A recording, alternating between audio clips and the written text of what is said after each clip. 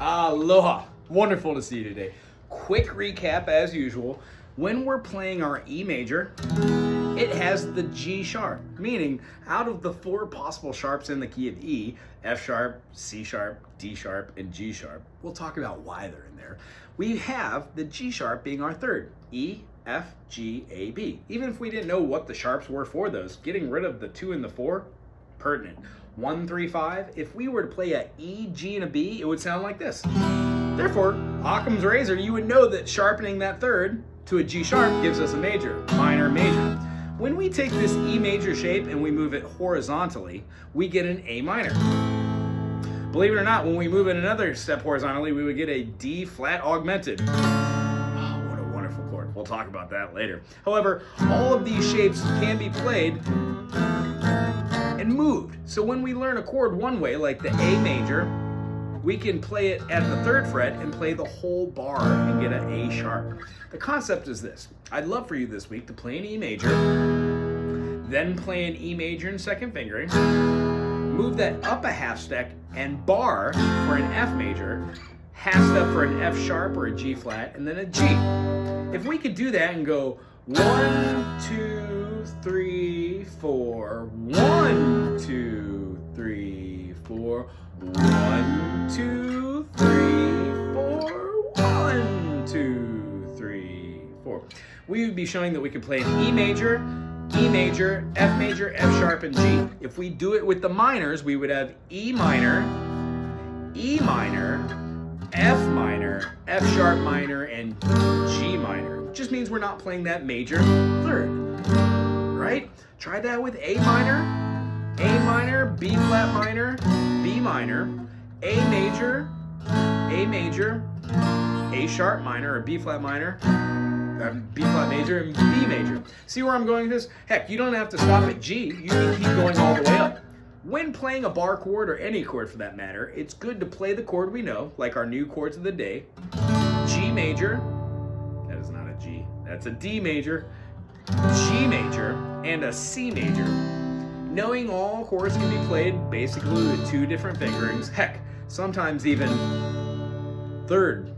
We're going to try and play our G major by switching out our 1st finger for our 2nd finger for our 3rd, and bring the pinky on where that 2nd and 3rd finger were. C major, we didn't talk about it, but you too can change this one to play the 2nd fingering, which is hard. I don't even use this one unless I'm being my own bar, playing up the fret. Do you see how playing this C major shape at this 7th fret and playing the C shape gives me a G major when I play it right here? So that other one is the A major. When we play these notes, we get different scale preferences of the 1, 2, 3, 4, 5, 6, 7, 1, C, open D, E, half step to F, open G, A, open B, and C. When we play these scales, they don't necessarily always have to stay there. They can traverse over the fretboard, and we're going to talk about all that in due time. But the notes that are inside these chords that we're showing you are the scale notes we'll be using. So the reason why we show how to play a C major is because the C, D, E, F, G, A, B, C are part of it. C major, over, up to the D, D minor, play the E minor that you know and love, F major, G major, A minor. I'm going to show you what the B diminishes just because it's great. 1st finger is going to go on the 2nd fret of the A string to make it A sharp or B flat, B. Then we're going to take what looks like our 2nd finger and our 3rd finger and play the 3rd fret on the D string and the B string, and then wrap the pinky around for the G string at the 4th fret. We don't play the outer E's, we just play the in. That's a B diminished, and that resolves B diminished goes to C. Now here's the thing we were talking about today that I'd really like to be your takeaway, besides just the memory retention of the chords we're doing. D major, G major, and C major being your new chords. However, take any chord that you have and try and find the major chord, the major 7th, and then the dominant 7th. This is E major, When we move this note down and have open 2 1 1, we get E major 7.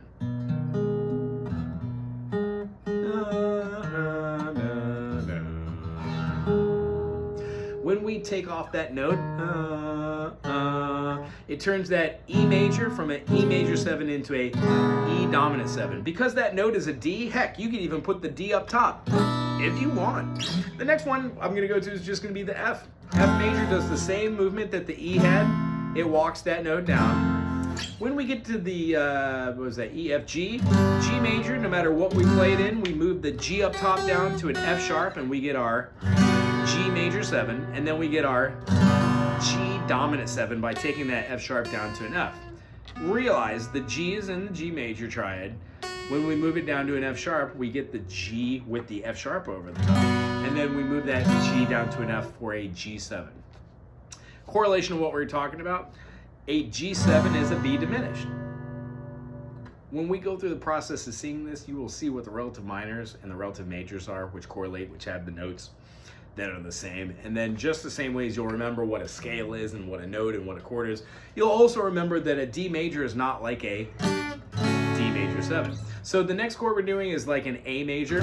If we move the A note down a half step, we would have a backwards triangle. It's an A major 7. When we get rid of that note, it's an A7. When we go to the next one, we have B major 7. Same thing we did with the A, except we're moving it up. When we go to our next one after B, we have C major. Taking our first finger off gives us a C major 7. Putting it down and then putting our pinky right here so we have a backwards triangle. Looks exactly like the D7, the A major 7, but we play it right here. That's a C7. We can scoot that up a whole step to get the D7, but here's where our D7 is. And then an E7, and that brings us all the way back full circle to what we're doing. We'll work on these all the time, but try and figure out in all these different keys what the major is, what the major 7 is, and what the dominant 7 is. Other than that, play with your new chords, C major, play with the G major and the D major. And I'm going to leave you on a Led Zeppelin tune. When we play the opening lick, a D major played right here is effectively played by making an A major chord. A sharp or B flat, B, C, C sharp, and then D. When we play the open note on the high E, the B string right here playing an E, and then our G string playing here, we have these two notes and everything else open. That is a D major sus 6/9. It has both susses in there. We'll explain that later too. We have a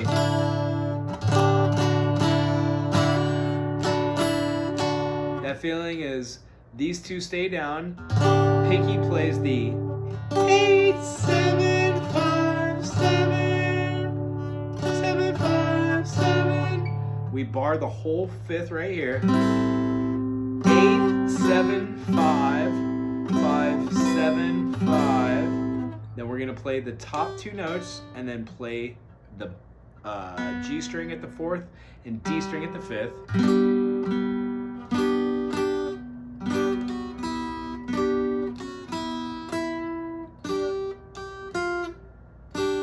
See what I'm doing here? G, G sharp, and then down to our E, D again. Not absolutely necessary for the melody to play this. The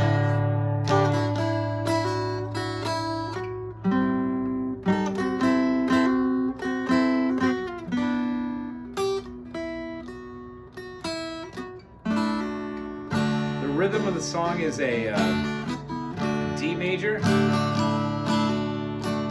C major,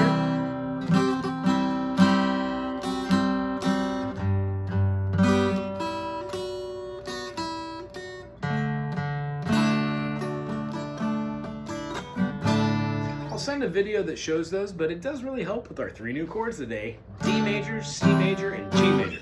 I really enjoyed seeing you. Hope you're going to keep it at this, even though Kale's going to be coming back. I hope maybe we could even split the lesson. And if you wanted to add on a lesson for yourself and you have time, I know, maybe we could split switch off dates, or both come together and split the half an hour, or maybe do an hour lesson and I could work out some sort of rate for us that behooves both. Cool. I really enjoyed seeing you. Till next time. Okay. Aloha.